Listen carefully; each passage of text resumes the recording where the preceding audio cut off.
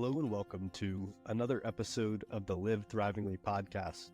Wherever you are, I invite you to sit back and enjoy as we bring to light inspiring stories and invaluable lessons from human beings across the globe. Let's explore together the shared threads of philosophy, theory, and the mysteries of the unknown to reveal underlying forces that contribute to a flourishing lifestyle. Join me on a quest to discover pathways to thriving as we explore and share wisdom that benefits us all. And if you've been enjoying this podcast, I would greatly appreciate it if you could leave a rating or review on your streaming platform. Some people talk about revitalizing communities. Others spend their lives quietly building them, street by street, storefront by storefront, story by story. Today's guest is a renowned city builder and retail expert whose work has shaped downtowns and communities for more than 3 decades. But before the titles, awards, and leadership roles, her story begins much earlier, with childhood trips and a deep sense of place and an emotional connection to the towns and people that make communities come alive. For 20 years, Molly helped guide the transformation of downtown Austin through her leadership at the Downtown Austin Alliance and its foundation, playing a key role in one of Texas's most dynamic urban revitalization stories. In 2022, she founded Imagine the Possibilities Consulting, where she now partners with communities across the country on retail revitalization, redevelopment, and business strategy. She's also lived the entrepreneurial journey firsthand, owning and operating award-winning downtown businesses, including Elgin Dry Goods and previously the Owl Wine Bar and Home Goods Store. Beyond her businesses, Molly serves on multiple boards and continues to invest deeply in the future of Texas downtowns and small towns alike. In this conversation, we explore the magic of small towns, the power of emotional connection in building places that thrive, and what it means to live and lead with intention. She brings a rare blend of practical wisdom and heartfelt insights into how communities grow, why they matter, and how our personal journeys are often inseparable from the places we call home. Get ready to be inspired by a conversation about purpose, place, and possibility. Please welcome to the Live Thrivingly podcast, Molly Alexander.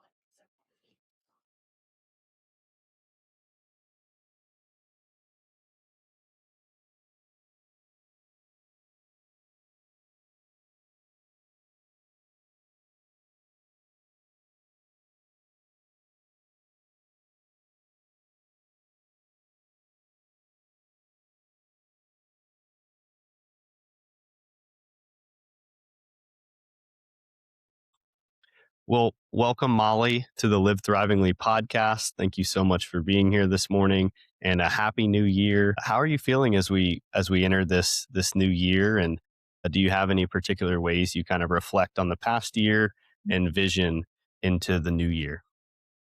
Well, first, thank you so much, Jackson, for having me, and Happy New Year to you as well.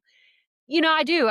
I work on a couple of things during the transition of this new year. I kind of really reflect about things that I don't want in my life anymore, things it's time to let go of. I actually do a house cleanse as well. I really believe in just decluttering before I start a journey. So I worked this whole week on decluttering. And then I do image books. I don't know if you've ever done an image book, but I actually manually hand do image books. So I love to go through magazines, cut out photos, and really think about how to set the stage for the year ahead visually before I ever think about writing anything down. And then I write down, goals or aspirations, but also just keywords that I want to make sure that I are top of mind in my own mental state, I guess you would say. Amazing. Thanks so much for sharing kind of your practices there as you close the past year and look into the future. I love the photo book idea. I've seen, vision boards. I've done things like that before, and I want to do another one this year for sure. And I've seen it pay off so many times, really come to fruition and manifest for us. And I'm sure you'll share a little bit about some of that magic and some of those tenets and principles with how you work in your life's work and all the amazing things that you do and the people associated with you do. So yeah, as we move into this, I would love to hear a little bit more about what was growing up like for you, and how did you end up in your current role as a Imagineer, city builder, and retail expert, Molly? Yeah, so I was lucky. I had a really lovely family. Grew up in Dallas. I was the third child, which I always think is the easiest spot for a child. So I had all the wisdom of the other two, as well as the wisdom of my parents. Both my parents are huge history buffs, and so every summer we would take a family vacation in the car and drive around the United States and visit different historical sites. But it was my mother who was enamored by historical architecture and small towns. And so anytime we would drive through a small community, my mother would say to my father, veer off the highway. I want to go see this charming little town. I've read about it, or I know somebody's there. And as we entered the downtown, she would go, ooh. And it would be just this magical moment with my mother and her delight and surprise at every corner, whether it's Victorian architecture or it was arts and crafts. She was delighted by just the beauty of the community. And then we'd get out and we'd walk around and we'd get an ice cream or we'd shop. And it just made her so happy. And my father loved, he'd hold her hand and we'd walk through the downtown. And it was those magical moments that they would share and then they'd share with us. Now, fast forward, had no idea that this was going to impact my life. And I only know now in reflecting back. I've reflected back several times thinking, how did I get on this journey? And it was those road trips that really, I think, were her delight and joy, ended up being my life's work. So when I went to college, my mother recommended a path. She saw that they were offering a new degree in urban studies, and she just hinted I might like it. She never forced anything, but she made suggestions, and she was right. So then my first job, led to being a Main Street manager. I worked in politics and then I hated that. And then I became a Main Street manager and I moved to the small town called Elgin.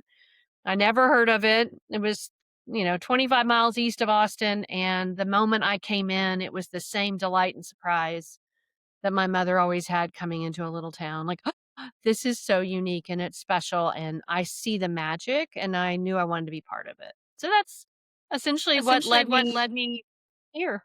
Amazing. Thanks for sharing that. And it's very cool to kind of look back on those childhood experiences that we have with our family or some important mentors and people in our lives, and how that laid the fundamentals for what you have now ended up doing for your life's work. And sometimes you never know how that really sorts out and gets you to the end goal. But yeah, when I met Molly, she was speaking at an event in downtown Arlington. It was a city luncheon with a bunch of different business owners and stuff that are in the city. And she was speaking about this magic that we've mentioned already in these small towns and these communities, and even can be expanded into larger towns and what that is particularly like. And so, would you like to expand a little more, Molly, on that magic, and then maybe even the ROE and the formula in that? Yeah, I'm happy to. So when we think about our own personal well-being and we think about the memories that we have, those individual memories, those shared memories, it tends to revolve around places, whether it was those trips that I took with my parents or my home, my neighborhood, the city I live in, the school I went to. Most of our memories revolve around places. And so, as a city builder or a city shaper, as I kind of think about myself, what we get to do in this line of work is we get to help shape experiences that shape memories that transcend, the work that we do personally into people's lives. I mean, we get to make this big impact. It took me a long time to figure that out in terms of I have a gift that I get to give other people, and then other people give gifts to me that I get to receive. And it was probably about 25 years into my career, I looked around and I thought, what am I doing? Why am I doing this? Because in the work of building downtowns and building communities, there's oftentimes the conversation that comes up with the property owner or the business owner about what's in it for me. What do I get? And oftentimes the conversation is driven by that. How can I make money? How can I profit from this? I'm helping pay your salary. What are you doing for me? And oftentimes the we, why we're doing this, the community, we're building this together for the community, gets lost sometimes in the conversation and in the need of what we're fulfilling. And it really bothered me because the reason I was at the table was I really wanted to help shape the community for future generations that would make a personal impact and a greater community impact. And so over the course of about 5 years, I began to do a little research about just the psychology of human behavior and why we make choices. And about 90% of all our choices are emotionally based.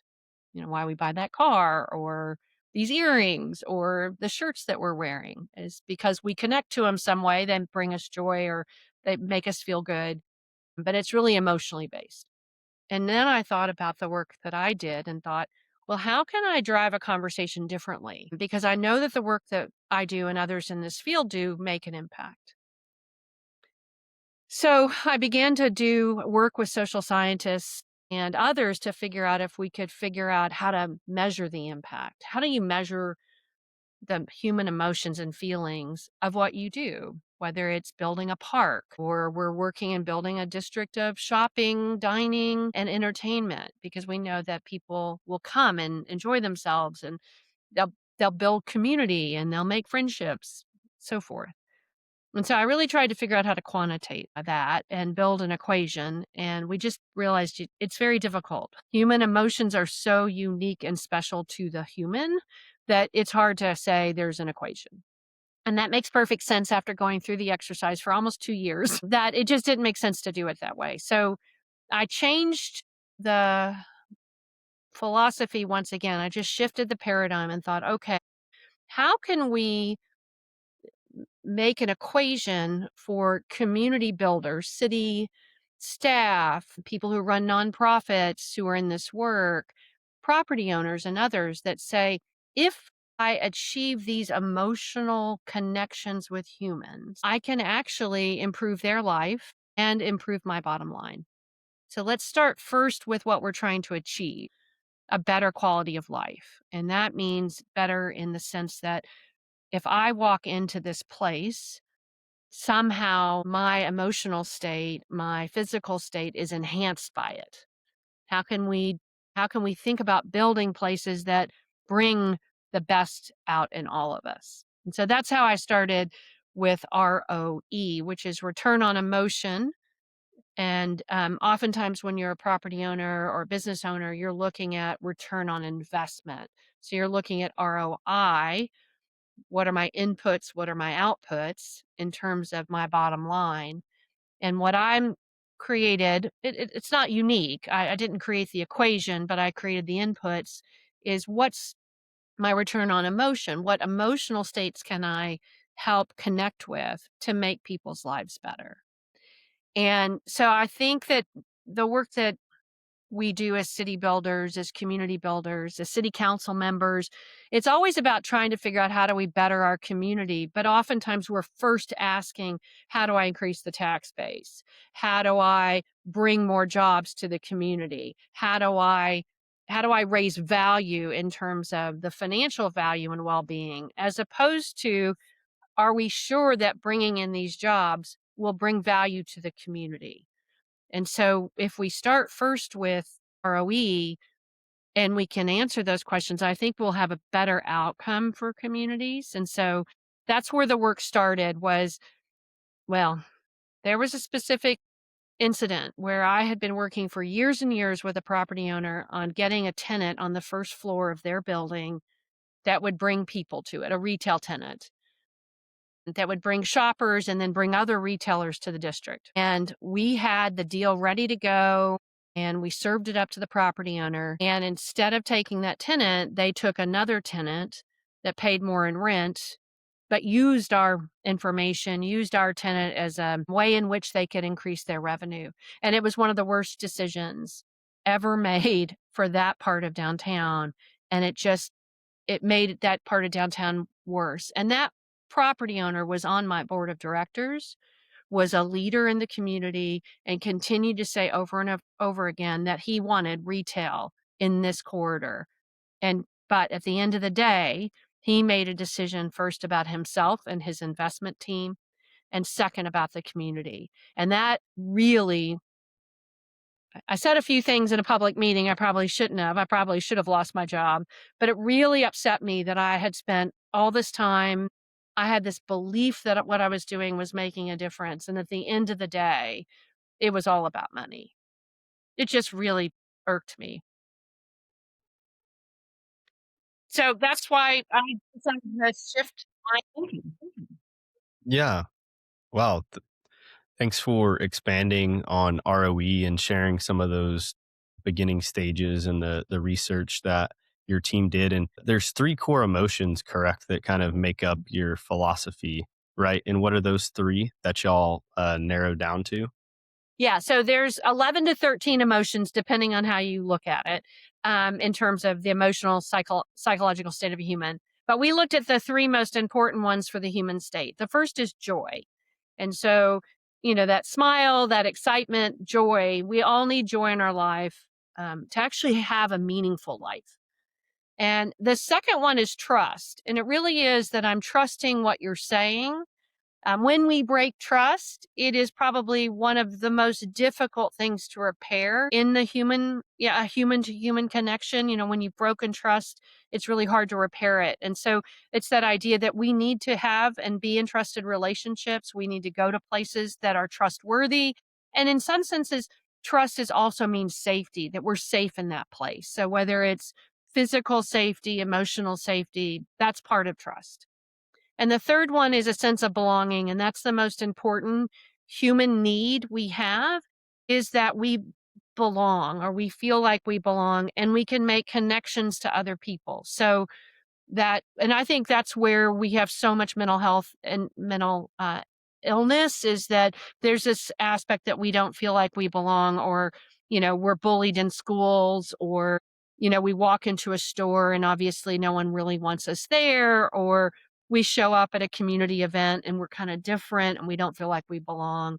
So that need of us to connect with one another, to me, is probably the most important human emotional need, and the biggest one a community can embrace and really can say, yeah, no matter who you are, you belong.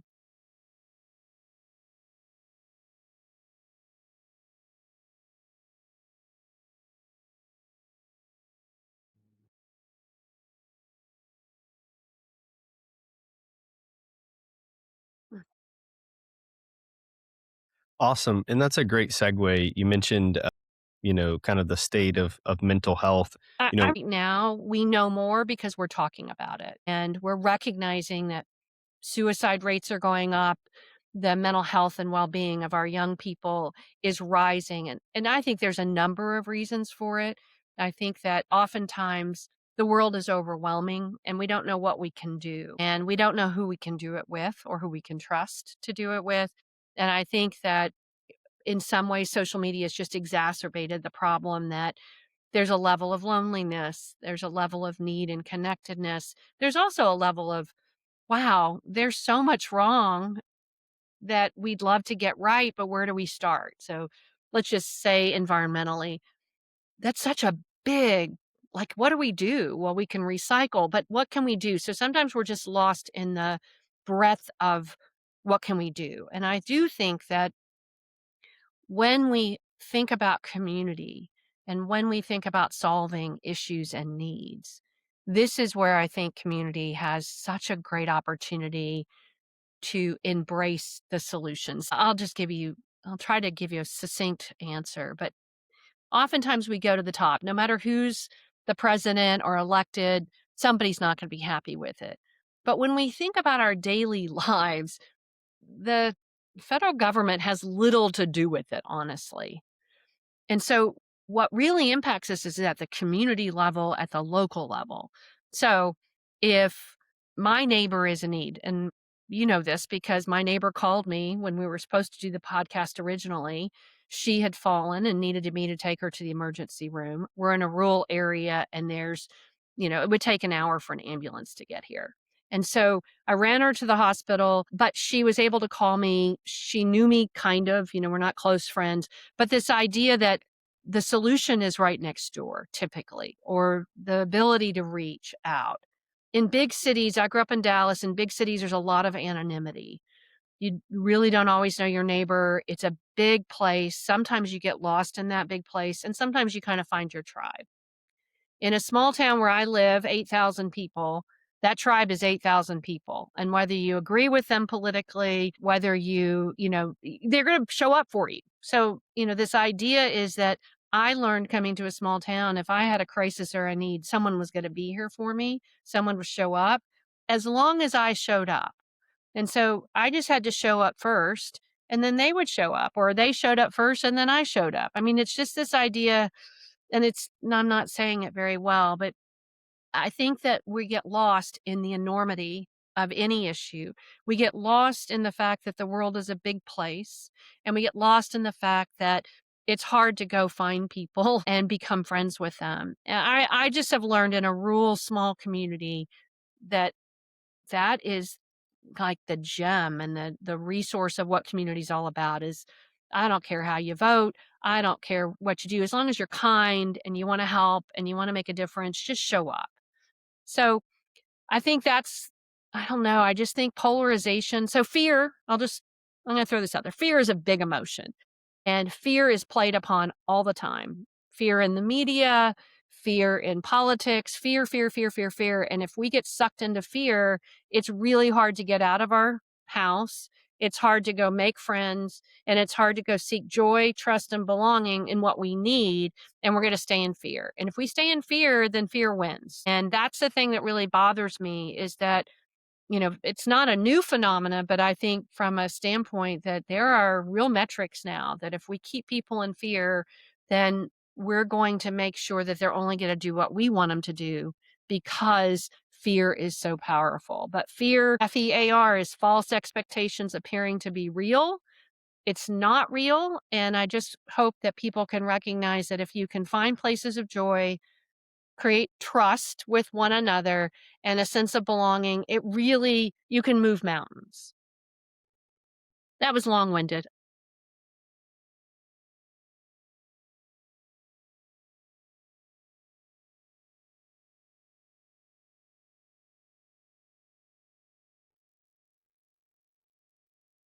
Wow. That was long-winded.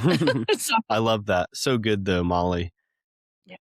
Yeah. And I remember coming across kind of it was a little quote, and it said like the microcosm reflects the macrocosm, right? And so it's like what we do on the micro level within our families, within our workplaces, within our smaller communities, that is what can ripple out and create more lasting change externally. But so often we get very much, overloaded, overwhelmed, and disconnected from action through the enormity, like you said, of global issues, of all these things that we see that, oh, this could be better, this needs to change, failing to realize that sometimes the change is right where you are and your relationship to that, and working through your fears with that to move to a place of action. And then you end up stepping back I into have that not. joy, It's that belonging and connection. So really, really appreciate you for shedding light on that. Have you seen the Mm. Netflix documentary Gather?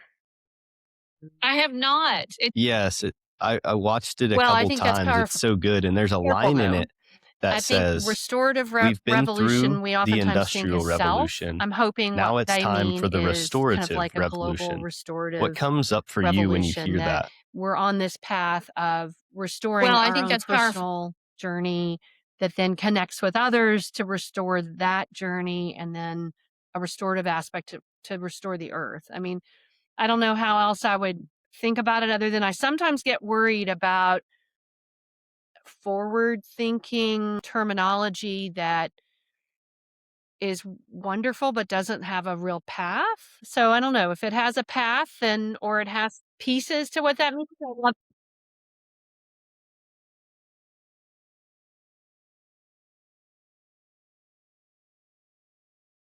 then, or it has pieces to what that means. I want to know more about what that means to you. Absolutely, yeah, thanks for, speaking to some of your, uh just how you feel about those terms, because I think that's important to point out when, for one person something might really resonate, but if it doesn't have context, right, and you don't really know what the backstory is um, behind it, then you don't really know if you are truly behind the movement. So when I hear that, and after watching that, um, it struck me as very important, and it seemed to very much intuitively resonate in my gut of like, yes, like we have, conquered and expanded across the world and built all these things, and we've built all these products, and we have all this innovation and all this technology, and our science is improving and all of this. But we look at, in some places in the world, and especially using this US as an example, we look at mental health, we look at physical health, we look at the division and the polarization, like we were just talking about in our country, and just the Western influence across the world, right? I go to little islands, I go to Hawaii, and there's just like this huge Western influence there. And, Mm. you go to these countries that used to not have vehicles, and you see vehicles there and all of that. And not all progress in that direction, I feel like, is good. And what I felt like a lot of the different, it was really a lot of younger people and some elder people, all of Native American descent, but all different tribes and lineages throughout the states. And they were all coming together, and a bunch of these younger people coming together and talking about and dreaming up and imagining what the future could look like for them, and integrated outwardly, even beyond their tribes, using indigenous wisdom, native wisdom from the land and from their heritage. Unlocked the culture for thousands of years. And when expansion and Western European, um, even in plenty of other places, when we destroyed the Native American way of life, we actually put people, we took kids from families and put them in white schools to help them stop. I mean, we wouldn't allow them to speak their native language. We didn't let them grow up with their parents. Anyway, it was a horrible time, but also just destroying tribes, annihilating people. I mean, it was horrible.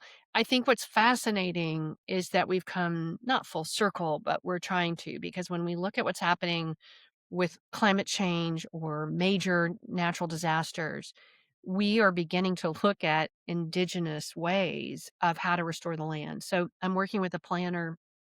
He's out of New Orleans. He helped create the plan after Katrina for New Orleans. And now he and his firm are working in Northern Carolina, where in the Carolinas with the big flooding, we hear about Asheville, but there are still communities you can't get to except by mule. And so they're looking at restoration of the land through indigenous ways. And this idea that, indigenous cultures, like I said, thousands of years understood how to live congruently with Mother Nature as opposed to at odds with Mother Nature. And I think that we are beginning more and more to recognize this. Even wildfires, we used to prevent wildfires in national parks, but fire is actually good. And, the idea that, managing fires is different than stopping or preventing them. And so it's this idea that, well, even in agriculture, this idea of rotating soils was indigenous. And so, it's I love this idea of restorative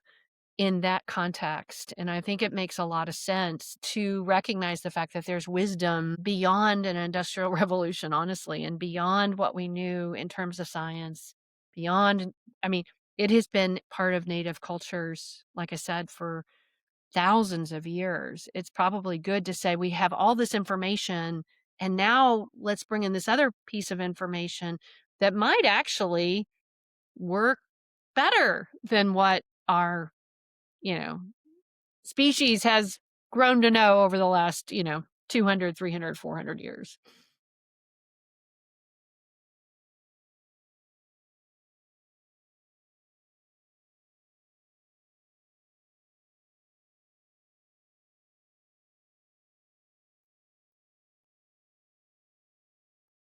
Yeah, and I think it's a very humbling thing to really sit with, some of the directions we've taken, and obviously it's not really our individual, you know, it's not our individual thing to like beat up ourselves Yeah. about, because it was more of a collective movement. But once we accept that, I feel like, and really recognize there's a lot more to look at here, and to humble ourselves and say, yes, we've made so much progress Yeah. here, but let's look back Yeah. at this and see what may be lost or what could be reintegrated to help us Yeah. improve the quality of our lives, the quality of the earth, the quality of the communities. And just through my travels and getting to spend time with these people, I've had different people from different lineages on the Live Thrivingly podcast. I plan to do so, and a lot more travel into the future, and just pulling through these common threads that can show us how to live thrivingly, right? How to build thriving ecosystems within the workplace, within our cities, within our Yep. own lives, so that that can reflect and hopefully inspire more thriving in others. And I think the native wisdom from the earth is just such a great teacher of that. So, do you feel that in the current time period, as we move into 2026, that communal experiences like you spoke about, and especially in cities and those important memory making places, those places we remember, that those experiences are becoming more sought after in this time? I'll just tell you the newest trend in restaurants is communal tables. So we're beginning to see this idea. It's kind of the old, we used to call it family style or German community tables, but now it's called communal tables. So restaurants, particularly East and West Coast, we're seeing the movement, some in Texas, that they're not individual tables any longer, but there are communal tables and people want to be and sit near people they've never met before. And I think at that very micro level, it speaks volumes that your generation, this next generation says, wait a minute, we need places, not only just coffee shops or concerts, we need to invite people to a table and just get to know strangers and neighbors in our community. And I think it's just remarkable. And I also think there's other trends too. And I love food and beverage trends because it typically shows generational desires at a level at which people are going to pay for. So I think it's an important, impactful statement. The other thing is the idea that it's kind of like one price for everything, including tip, service. Just, I want to sit down and I want to have a meal. I want to have it with other people in a communal setting. And I want to have to think about it. You just tell me what the price is. I can just order whatever I want, almost like taking entertainment from my home into the community. I think that this has a huge opportunity to really grow beyond just that idea of restaurants. So, what does that mean? People want to be in places where that, there's just this opportunity to have conversations with people they would never have conversations with. Now, large concerts and great sporting events and all of that, that's still a big need.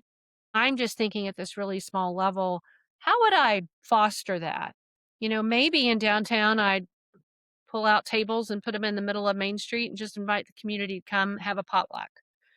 I think that there's some level of need of random community or engagement with people to begin to have a better understanding of who my community is and to build new friendships. And I think this is I remember when online dating started. So this was like early 2000s when online dating happened because our patterns as human beings had changed. We weren't church, you know, Sunday church membership or attendance was going down. Certainly there were concerts, certainly there were clubs and things like that, but people didn't want to meet with a potential partner at a bar. They wanted to meet maybe over a cup of coffee or a conversation. So I just think this idea of and I'm using that as a shift in behavior because now things have changed completely when it comes to dating, and it's probably a tangential thought, I apologize, but this idea of trying to meet other people in unsuspecting places on your own terms is really what I think people want. So this idea, I'm going out to dinner, I want to meet other people. I don't want to completely control who's sitting at my table.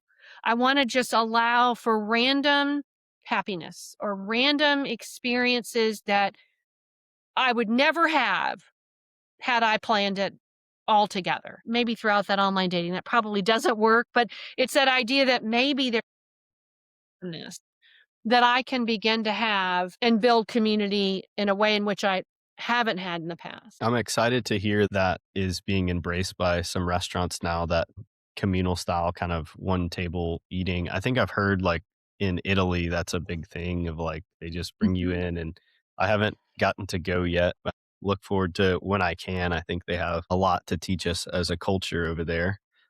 And yeah, I like that you point out that I feel like what a lot of people maybe notice that's missing and are kind of going out for and trying to feel into is having those rather, kind of just go with the flow experiences and not really knowing, but trusting that, hey, like I'm going to go out and I'm going to go to this restaurant or I'm going to go to this coffee shop, or I'm going to go to this place. And like, there's people that I know will kind of, fit my vibe, or they might challenge my vibe, but I'm going to challenge myself to sit down with them and learn their perspective, learn their story, learn their way of life. But having safe spaces to do that, and obviously connecting over food and beverage and things like that is a great way to do that. So I'm happy to hear there's more places coming out like that. I personally like to do those kind of experiences. I've even been carrying around with me like the how deep will you go card question game and playing that with strangers and just really getting to know some strangers even better than close people in my life, because it's interesting like the common general talk tracks that we get into with people, even the people closest to Mm. us. And we might meet a stranger and ask them a deep question about their life. And then next thing you know, you get this phenomenal story. You feel like you have this connection and this friendship with them. So that's another point too on this. Yeah, I mean, the thing that Americans do really poorly is, I think, is knowing what questions to ask others. So we tend to say, "Well, what do you do for a living?" In other cultures, they never start out with that question, but somehow we tend to start out with that question because it's kind of easy, I guess, or we think everyone has a job, and whether it's interesting or not. How are you today? Hi, how are you? It doesn't really ask the question. You don't really want to know the answer oftentimes. Some people aren't feeling very well today, and it's kind of a casual, just, hi, how are you? Oh, I'm fine. Well, most people say that without, telling you how they really feel because they're not sure you really want to know. And I found I traveled when I was 35, took a year off and backpacked around the world and Vietnam, Cambodia, Indonesia, Nepal, places that at the time were really amazing and interesting, still are amazing and interesting. But for me, they were quite impactful. I did it on my own. And I learned at that point that I had to learn how to have conversations with people because I didn't have a travel buddy. I didn't have someone I could rely on for conversation. And you have to learn how to approach people and learn their style, but it was the New Zealanders, the Kiwis that told me, "You Americans are horrible at, like, I don't care what you do, Molly. I could care less what you do for a living. Tell me about you." And they really pushed my way of thinking about how to have conversations with people and what was meaningful.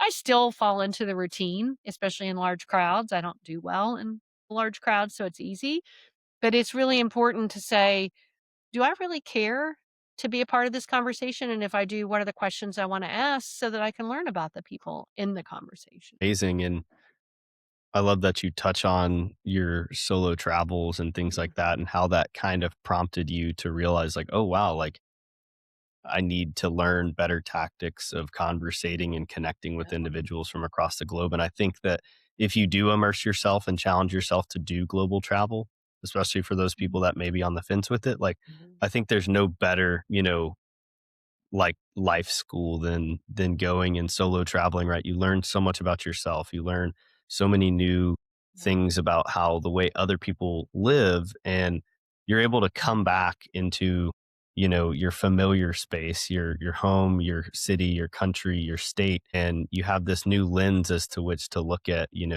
what's going on around you. Yeah, I mean, the reference point was, how was I so lucky, so incredibly lucky to be born to the family I was born in, to be born in a place that I had opportunity, education, middle class family. I mean, when I looked around the world at the poverty, and I knew it, you know the numbers, but when you see it day after day after day, I think, gosh, how was I got a lottery ticket, and it was crazy because the numbers are really stacked against you. I mean, if you think about it, I should have been a rice farmer in China, honestly. And I wasn't. And so what it changed for me was a perspective of, one, my gratitude, how lucky I was, how I should really be recognize that I have a life to live and I have something to give, and that I need to recognize the fact that there are millions and millions and millions of people in the world that are so less fortunate than I am. What's my role? What am I supposed to do? How do I help? What is that? How am I supposed to give back? Because that global travel, I mean, that year off with 30 pounds on my back, literally. As you know, if you traveled, my home base was Thailand the first 3 months. So when I needed supplies or something, I'd kind of go back to Bangkok. And then 9/11 happened. I was in Indonesia on a sailboat and didn't know it happened. And then I came back to 9/11, and it was like, do you keep going or do you go home? So many Americans went home, and I called my mother and she's like, when are you going to have another year in your life to go travel? Just keep going. Just keep going. It was a great gift my mother had, because then I got to see the world in both fear, and I got to see the world in this amount of recognition of empathy for a period of time. Oh, I'm so sorry. This has happened. And then it changed, our whole aspect of a global movement, or how we reacted to 9/11 as a society and how other people reacted to us. I got to see that. And then I just got to be so privileged that I got to continue, and I learned so much. I mean, it was probably the best year of my life. It was really, really insightful. I hope, like you said, I hope if you have the ability to have a passport, if you have the ability to travel. I only had $10,000 in the bank and I spent a year abroad. I could not live on $10,000 in the United States for a year.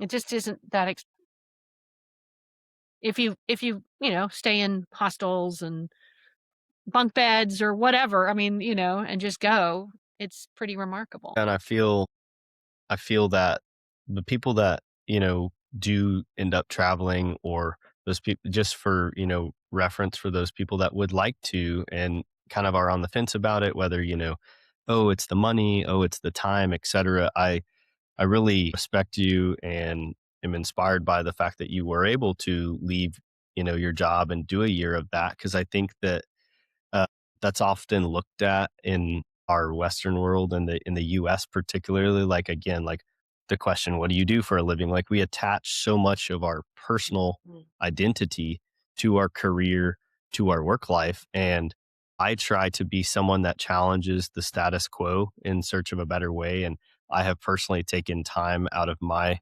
career to go travel and do these things. And I couldn't see any better R and ROI on doing that for what you bring back to your workplace or your career, or whether you make a career shift. Like going and doing that is way more important than staying in a job you hate, or staying stuck and in fear about, wow, I really want to travel, or I really want to go do something new. like, have those critical conversations with the people in your life, but also I'm learning to remind myself that I don't need to explain. Yeah, I mean, I think it's really wise. You're young and very wise, obviously. I think that many people are afraid to travel by themselves, particularly women. And I had so many women come up to me, "How could you do this?" And, "Weren't you scared?" And, well, there's times I was scared. There was times I was lonely. There were times that I just didn't understand what the heck I was doing. Being a traveler for a year is a lot of work because you got to wake up and decide what you're going to do today. Some days I would never talk to anybody. There were language barriers. I'd smile, we'd nod, but there were clearly language barriers in some places of the world that I couldn't communicate easily. They didn't speak English and I didn't speak Nepalese or what have you. I spoke a few words, but certainly wasn't fluent. But I do think that journeys like this are journeys of self-discovery. And I think that some people don't have to make this kind of a travel journey. Some people have self-discoveries through personal other things, whether it's death or other ways in which they've come to their journey. But I have to say mine really got me through all my fears. I had no idea how many fears I had. I lived with every day until I traveled on my own. That first 3 months was all about I had a fear, I didn't know this, I had a fear of going to the bathroom in places that like a trough. I mean, I was in Vietnam and we were traveling on a bus, and I call them the chicken buses because, you're traveling with all the chickens. And we'd get out and there was a rest stop, and all the women, literally, it was a trough. You squat and you pee in, and it was communal. And I looked around me and they were laughing and giggling and, we were all having fun. And I was like, I can't pee. I had no idea I was scared to pee in front of other people. And it took me a long time to get over that fear, but I don't have that fear any longer. But it was those weird fears, or I wouldn't trust that people would give me directions correctly. Why would I not trust people? I'm asking where I'm going, and I would question that they would tell me the truth. And that was surprising to me, that I had this fear that people were not being truthful. That is a really I just didn't know that. And the second part really of I mean, I got deep into depression. I had issues with being depressed. I didn't know that, particularly I was in Prague and Budapest, and there was no sunlight. You just learn these things. Well, I called a friend, she's like, "Get to Italy, just go get to sunlight." And I did, and life changed. I was lonely because it was the holidays, I was by myself on Christmas and New Year's, I had made friends, but it was different than being at home. But I had to really get through this fear, and then this aspect of loneliness, of this idea of, wow, it can be lonely in the world, and I'm lonely. And I had to realize that, well, loneliness is kind of all oneness if you think about it. It's all being alone. You're born alone, you die alone. I needed to figure that out. And the last part was faith. What did I believe in? Really, just in hindsight, I didn't know this going through it, but as I looked back on this journey, I was in Peru. I worked with a shaman, didn't know I was going to work with a shaman. It just kind of happens when you're traveling. And I went with him to read people's coca leaves for a whole week on this journey, and then we went through this ceremony and I was like, wow, I really found what I believed in, truly this idea. And it was this really interesting journey for me at that time in my life. I was 35, was divorced. I had a stepson. He was in college. I left my job, like you said. I had no identity, if you think about it. No longer was I married. Child goes to college, and I have no career. And so that journey made sense to me. In hindsight, it just gave me such great perspective and insight into life in general that it's carried me forward for many, many years. So I find that whatever the journey is, takes you out of the country, you're walking somewhere, maybe you're doing a path of some journey, that's what's most important to realize, well, it was important to me. I don't know if everyone has to go through it, but it was important for my journey. Amazing. And so many directions we can go with what you've just shared there. I really appreciate that. But I feel like what I'll sum up from that is, yes, like everyone is on their path, on your path, right? And no path is right or wrong. What's for you and what you feel most drawn to, is the direction you can go.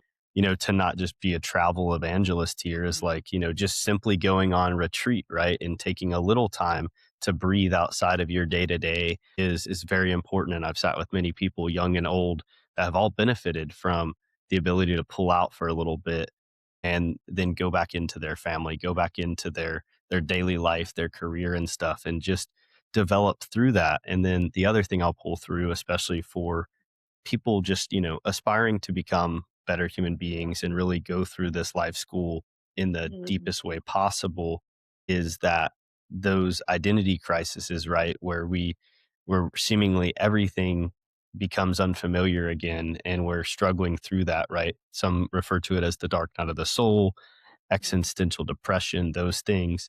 Having gone through that myself, and Molly here mentioning that she has as well, is from what I've heard also for really truly transformative leaders and people of high impact, that when you go through those times and those cycles, it's ultimately helping you become more of who you are, helping you remember your authentic gifts, right? Outside of social indoctrination, outside of, cultural family influence and egoic desire, egoic, identity that has formed through our childhoods. And you really go through a process of dissolving a lot of that and more finding your true core, right? Your true light. Yeah, you summed that up really well. And I think that idea of a pause, you get these opportunities to pause and reflect, whether it's you don't have a job and what can you do, or family life's different or what have you. I do think you do have to push through the fear to say, I've got to go do something, whether it's I'm going on a retreat, I'm going to just get away, getting away. And away would be the idea of how you define away, whether it's, Istanbul or it might be Sedona. I'm not sure. But it's that idea of reflection and getting away and also moving through. I think the idea that stops so many of us is we think money will stop it. And I would just question that. Just sometimes you have some credit card debt, it might be worth it. Sometimes you have a savings account, and that's why you have a savings account. Sometimes you just got to go. And I think the other thing is just taking that step off the ledge. It's sometimes a really good idea and it's hard. And every person I've ever spoken to, probably like you, who took that leap of faith that they're going to go on this journey has come back with something greater than they ever anticipated. Yeah, I've been thinking about this from the time you and I communicated. I think live thrivingly is setting an intention every day. It's like you wake up and you want to repeat that day. You're like, wake up, repeat. But what you do in the middle is really how to live that thriving life intentionally. So we only have this moment. We're not guaranteed tomorrow. I believe it's important to recognize that each day is a gift and that what we do with that day allows us to thrive and move into the next day. So it's a journey of one step in front of another. Some days we don't do well. That's okay. Other days we do exceptionally well. And some days are just meh. They're just okay days. But there's something about setting intentions every day. I'm going to wake up and I'm going to set one intention. To me, that's living in the moment and working to thrive at every moment. Beautiful answer. Thank you so much, Molly, for sharing time with us today. Really enjoyed all of our discussions, and I hope to have many more down the line. We're in Texas, so hopefully I can make it to Austin sometime. I feel like you just carry so much life wisdom with you. Well, Jackson, thank you. To start the new year with this discussion is a gift. And it sets it on the right course. And I couldn't be more grateful for you inviting me here today. So thank you. And just have a great rest of your day. And I look forward to continued conversations.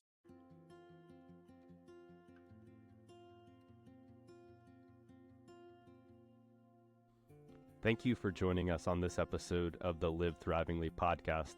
I'm your host, Jackson Hall, and I hope you found inspiration and valuable insights to help you thrive in both your personal and professional life. Remember, the journey to living thrivingly is one step at a time, and we're here to walk that path with you. If you enjoyed today's episode, please consider subscribing, leaving a review, and sharing it with someone who could benefit from these conversations. For more resources and updates, be sure to visit my website at livethrivingly.com or visit my social media page at Instagram at livethrivingly. And as always, continue to live thrivingly because you deserve to live a life full of purpose, vitality, and joy. Until next time, take care and keep thriving.